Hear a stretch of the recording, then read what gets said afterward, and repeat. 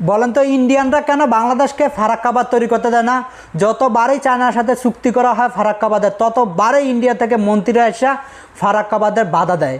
বাইরে ভাই আমার দেশ আমি ফারাক্কাবাদ তৈরি করবো না ফাটাবাস তৈরি করবো, সেটা আমার ব্যক্তিগত ব্যাপার। ওরা কেন নাক গলায়?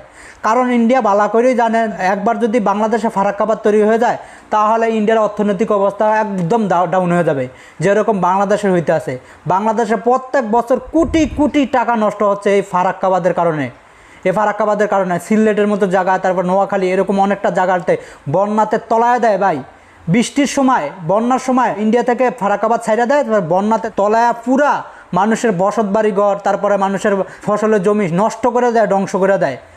এখন কথা হচ্ছে ডক্টর ইউনূস স্যার, আমি আপনাকে অনুরোধ করব, আপনি যত দ্রুত পারেন একটা ফারাক্কাবাদ তৈরি করে দেন বাংলাদেশের মানুষের জন্য। বাংলাদেশের মানুষের মুখের দিকে তাকায়া অন্তত হইল। কারণ এত বছর যেই সরকার আসছে সবাই ইন্ডিয়ার পাওয়াটা গোলাম ছিল, এই কারণে কেউ ফারাক্কাবাদ তৈরি করার চিন্তা ভাবনাও করতে পারে নাই। আপনিই পারবেন একমাত্র ফারাক্কাবাদ তৈরি করতে।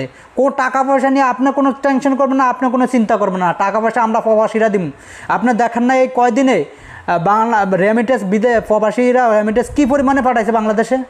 আপনি চিন্তা করবেন না, দরকার হলে রেমিটেন্স ছাড়াও আপনি একটা অ্যাকাউন্ট খুলবেন, শুধু বলবেন যে এই অ্যাকাউন্টে টাকা পাঠা, আমরা ফারাক্কাবাদের জন্য মানে এই টাকাগুলো ফারাক্কাবাদের জন্য ব্যবহার করবো। আপনি শুধু একটা অ্যাকাউন্ট খুললে উদাকালে কন যে ফারাক্কাবাদ তৈরি করবেন।